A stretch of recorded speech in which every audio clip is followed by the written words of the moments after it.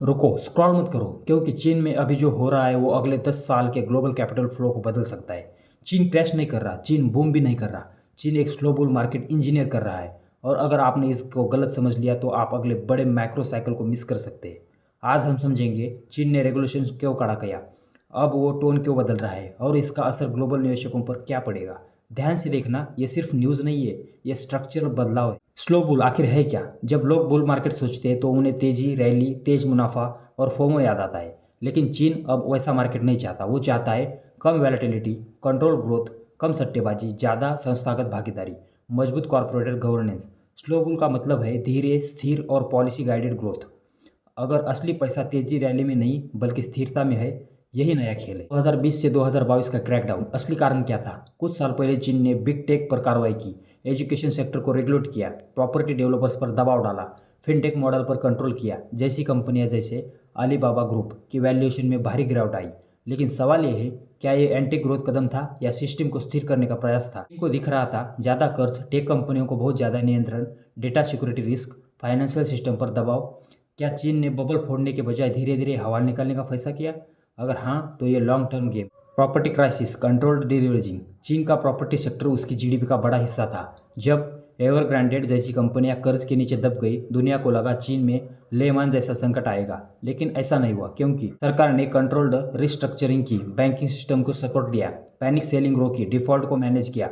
अगर बब्बल अचानक नहीं फूटे बल्कि धीरे धीरे खाली हो तो दर्द होगा, लेकिन सिस्टम बचेगा। और चीन ने सिस्टम को प्राथमिकता दी।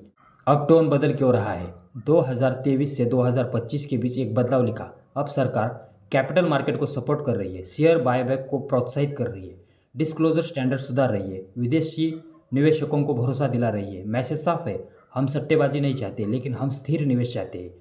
क्या चीन भरोसा वापस जीतने की कोशिश कर रहा है? अगर हाँ, तो ये सिर्फ घरेलू नहीं, ग्लोबल प्रभाव डाले। स्ट्रैटेजिक सेक्टर्स पर फोकस। चीन अब हर सेक्टर को बराबर ट्रीट नहीं करता। सरकार का फोकस है AI, semiconductor, EV supply chain, renewable energy, advanced manufacturing. जो कंपनियां राष्ट्रीय रणनीति को साथ अलाइन है, उन्हें सपोर्ट मिलता है। अगर असली अल्फा पॉलिसी अलाइनमेंट में छिपा हो तो ये मॉडल अमेरिका से अलग है।